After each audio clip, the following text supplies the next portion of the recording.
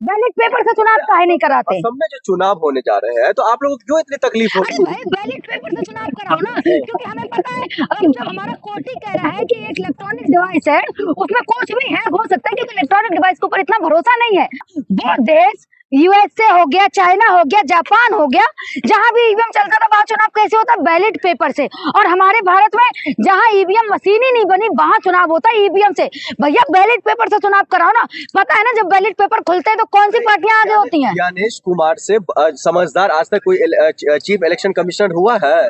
तुम्हारे लिए तो ज्ञानेश कुमार ही समझदार होंगे। क्यों? क्योंकि तुम्हारे पप्पा को जिताते हैं, तुम्हारे पप्पा को सपोर्ट करते हैं। हमारे लिए तो ज्ञानेश कुमार ना एक रबर स्टैंप की तरह है।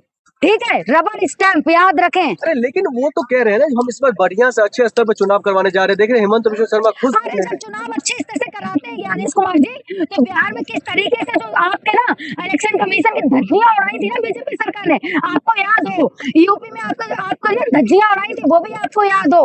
महाराष्ट्र में चुनाव हुआ था आपकी धज्जियां उड़ाई थी वो भी याद हो? आपने जब आचार संहिता लगाई थी ना उसके बाद में बीजेपी ना पैसे बांट रही थी महिलाओं को बिहार में। प्रियंका जी जहाँ जहाँ भारतीय जनता पार्टी की सरकार है वहाँ वहाँ क्यों नहीं ज्ञानेश कुमार जी के खिलाफ कोई कुछ बोल रहा है? जहाँ हार रही हो वही जनता बोलेगी उठाएंगे जेल में भर देंगे, जनता सड़कों पे उतरेगी उठाएंगे जेल में भर देंगे। इनको जेल के अलावा कोई चीज याद आती है? हर जगह बस जनता बोले, जनता सड़कों पे है, जनता को उठाओ और जेल में भर दो। क्यों? क्योंकि जनता इतनी सॉफ्ट दिल होता है ना कि भैया जनता डर जाती है, इनको गुस्से नहीं तरस आता। हेमंत बिश्व शर्मा साहब कह रहे हैं फिर से हमारी सरकार फिर से दोहराने जा रही है। असम में बीजेपी सरकार बन रही है वो भी पूर्ण बहुमत से।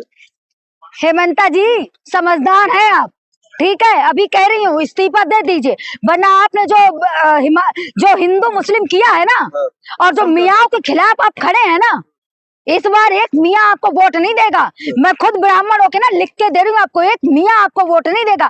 आप जो मोदी जी के पीछे दो मिला के दौड़ते रहते हैं ना कि मोदी मोदी मोदी, इस बार आपका ना मोदी मैजिक भी काम नहीं आएगा। क्यों? जनता त्रस्त है, जनता समझ चुकी। और जो लगातार आप कहते हैं ना मियाँ हमें वोट नहीं देते, अगर मियाँ आपको वोट ना देना आप जीतो ना, सत्ता में ना मियाँ की वजह से जीतते हो, इतना याद रखना चाहिए। तो विश्व शर्मा साहब कह रहे हैं हमें किसी की जो जरूरत नहीं है वोट की, हमारा काम बोलेगा, हमारा काम पर वोट मिलेगा। हेमंत बिश्व शर्मा एड़ी चोटी का जोड़ लगा लीजिए, इस बार आप नहीं जीतेंगे, आप ऐसे हारेंगे ना मुंह के बल गिरेंगे।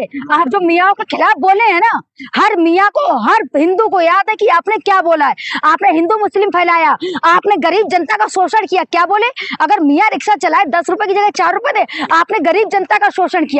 हेमंता जी आपको याद होना चाहिए। और इस शर्मा लगाते, मुझे तो याद है शर्मा लगा के ना बेइज्जती करते हैं शर्मा लोगों, क्योंकि मैं खुद एक शर्मा हूँ भाई, मेरा नाम भी प्रियंका शर्मा। मुझे लगता है ये शर्मा लगाते ना बेइज्जती करते हैं हम लोगों की। लेकिन वो तो लगातार कह रहे हैं ना जो हमारा काम पर वोट मिलेगा, पहली बात। और दूसरी बात जो है जो अगर गुंडाई करेगा चाहे वो हिंदू है मुसलमान हो, क्या छोड़ दिया जाएगा मुसलमान? तो गुंडाई का नेता कर रहे हैं, मतलब इन्हीं को पकड़ ले जनता। सही कहा आपने, जो गुंडागर्दी करे उसको पकड़ लीजिए, मतलब अब आपको जनता पकड़े और सड़कों पे दौड़े। क्यों?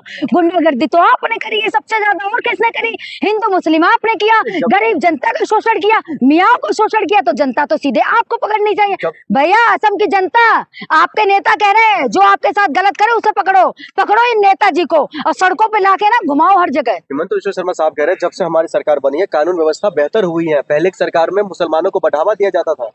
पहले की सरकार में ना हिंदू मुस्लिम साथ बैठ के खाता था, इनकी सरकार में कोई हिंदू मुस्लिम ना साथ बैठ के नहीं खाता। क्यों? इन्हें नैरेटिव ऐसा सेट कर दिया कि मियाँ थूकते हैं खाने में। भैया रजत शर्मा जी आप भी शर्मा है ना, आप जामा मस्जिद पे क्या करने गए थे? दाल चावल खाने गए थे क्या? आप जामा मस्जिद पे इफ्तार पार्टी में दाल चावल खाने गए थे रजत शर्मा जी? आपकी बीवी भी साथ थी, वो तो वीडियो बना रही थी कि कितना टेस्टी है ये।